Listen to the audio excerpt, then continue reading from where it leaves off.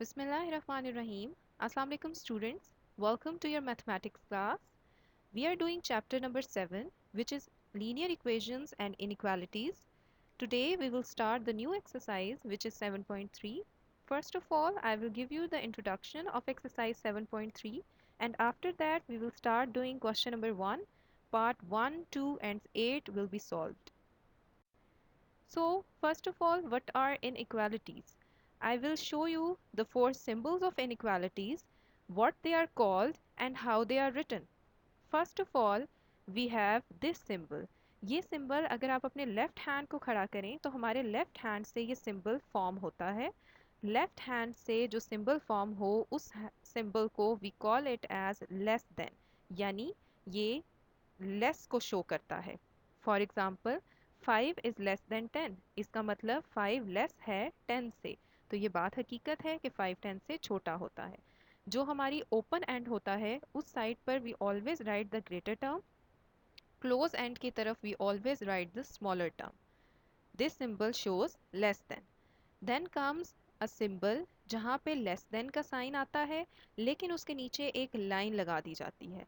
This line shows और equal to. This line shows equal to, so we say less than और equal to. Less than equal to का मतलब होता है कि हमारे ओपन एंड की साइड पर जो नंबर लिखा गया है या तो वो नंबर छोटा होगा या वो नंबर बड़ा इक्वल होगा.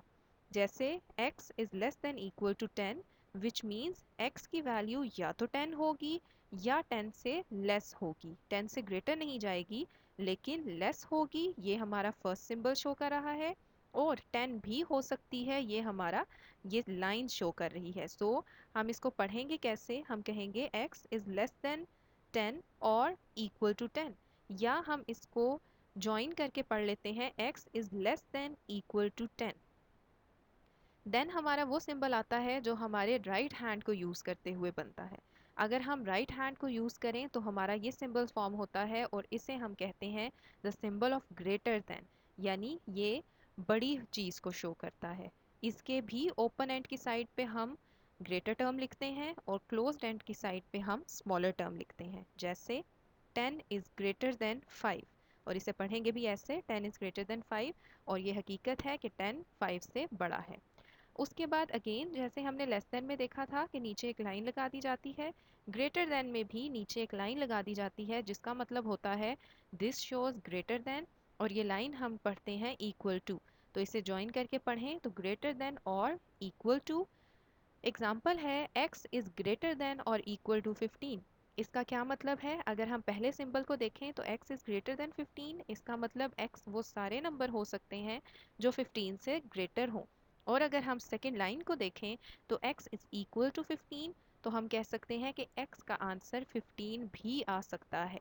इट मीन्स x की वैल्यूज़ 15 होंगी या 15 से ग्रेटर होंगी. I hope you got the symbols. अब हम आते हैं अपने क्वेश्चन नंबर 1 की तरफ. क्वेश्चन नंबर 1 है सॉल्व द फॉलोइंग इनइक्वालिटीज.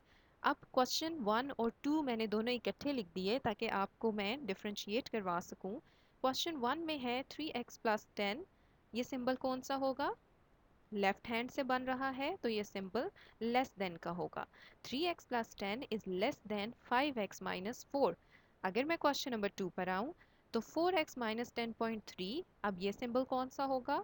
ये भी लेफ्ट हैंड से बन रहा है तो ये फर्स्ट पार्ट तो हम पढ़ देंगे लेस देन, और लाइन को क्या पढ़ेंगे? लाइन को हम कहेंगे और इक्वल टू. तो ये स्टेटमेंट रीड होगी 4x minus 10.3 is less than और इक्वल टू 21x माइनस 1.8.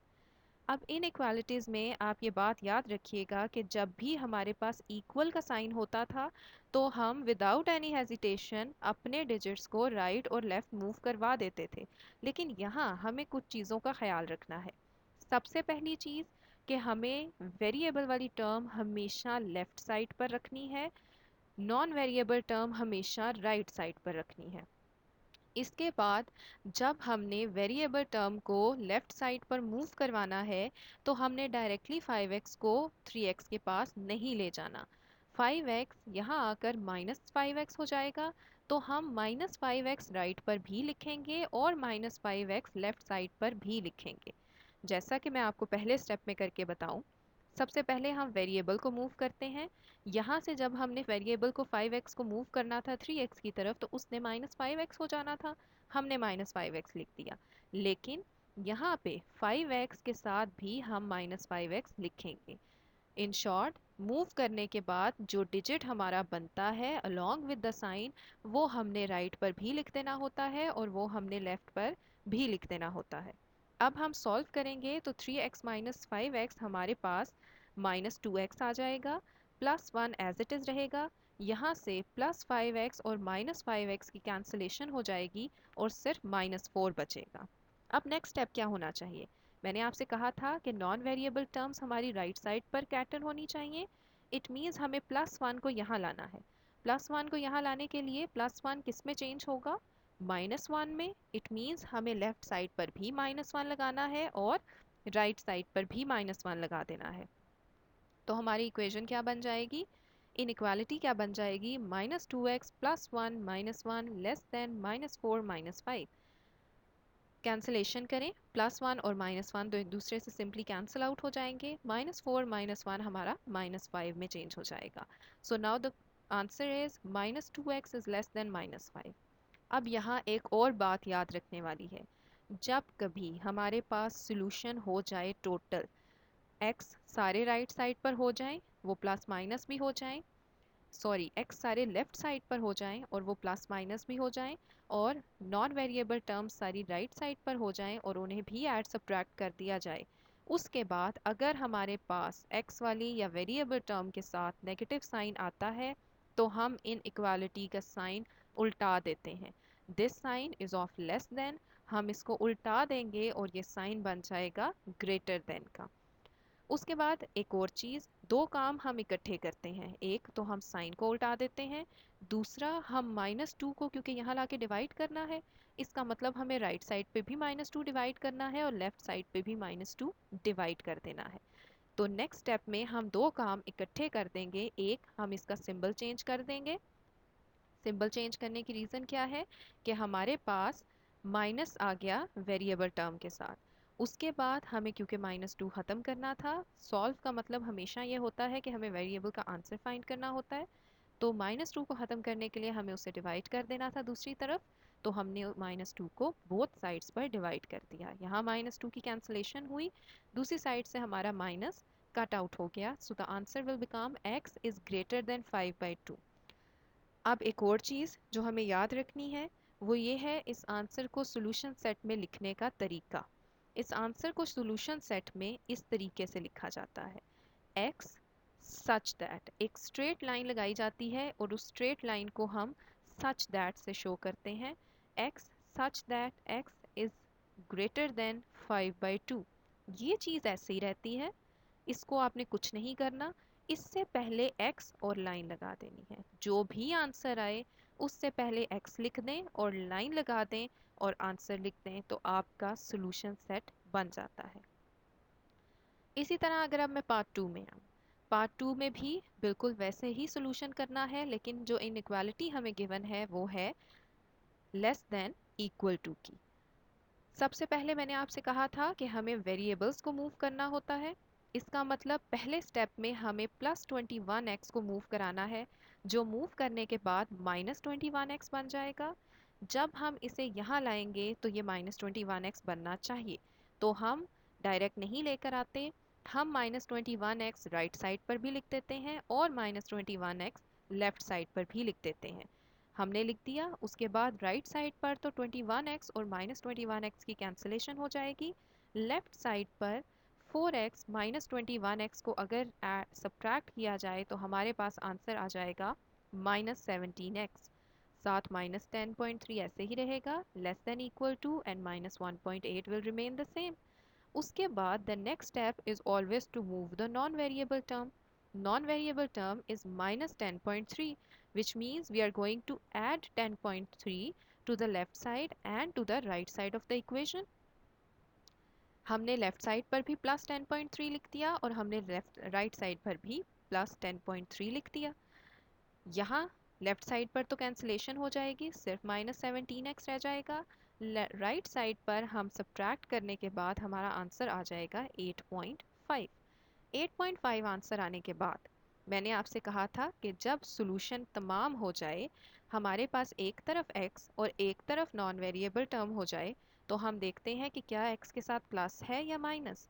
अगर माइनस हो तो हम अपना इनइक्वालिटी को उल्टा देते हैं, अगर प्लस हो तो इनइक्वालिटी सेम रहती है। इस क्वेश्चन में भी हमारे पास माइनस आ गया।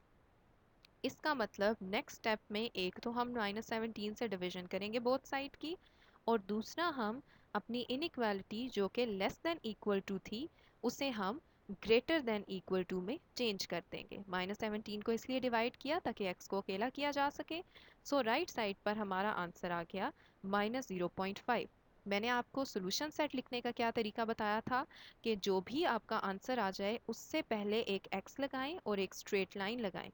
तो ये x और स्ट्रेट लाइन लगाने के बाद एज इट इज आंसर लिख दिया, तो ये हमारा सॉल्यूशन सेट बन गया।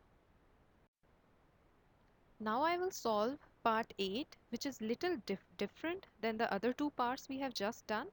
उसमें फ़र्क सिर्फ इतना है कि यहाँ हमारे पास मिक्स्ड और सिंपल फ्रैक्शंस आ गई हैं। अब फ्रैक्शंस को सॉल्व करने का हमारा वही तरीका है जो हम इक्वालिटी में सॉल्व करते थे। हमारे पास एक क्वेश्चन है 2 whole 2/3x plus 2/3 into 5x minus 4 is greater than -1/3 into 8x plus 7। इस क्वेश्चन के स्टार्ट हम दो तरीके से ले सकते हैं। पहले हम ब्रैकेट्स को ओपन करके मल्टीप्लिकेशंस कर लें, या दूसरे नंबर पे हम अपनी वैल्यूज़ को सॉल्व करते हुए अपने एलसीएम से बोथ साइड्स को मल्टीप्लाई करवा लें। तो हम सबसे पहले तो 3 इंटू 2 6 प्लस 2 8/3x हो जाएगा। सबसे पहले हमने अपनी होल फ्रैक्शन को सिंपल फ्रैक्शन में चेंज कर दिया।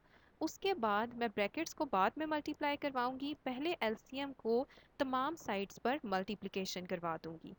डिनोमिनेटर में हमारे पास 3 3 और 3 है, इसका मतलब हमारा एलसीएम 3 ही आएगा।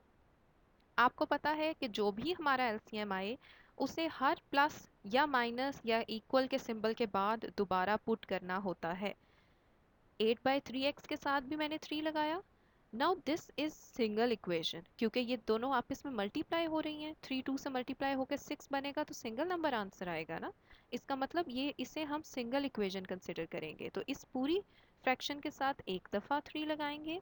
इसी तरह जब इक्वल के बाद जो एक फ्रैक्शन है वो सिंगल फ्रैक्शन है, और उसको भी हम एक ही दफ़ा उसमें 3 पुट करेंगे। कैंसलेशन कर देंगे, जहाँ जहाँ 3 की कैंसलेशन पॉसिबल है सारी फ्रैक्शंस ख़त्म हो जाएंगी। हमारे पास 8x बच जाएगा। यहाँ पे हमारे पास 2 इंटू 5x माइनस 4, देन 3 3 से कैंसिल हो जाएगा, तो 8 माइनस 1 इंटू 8x प्लस 7।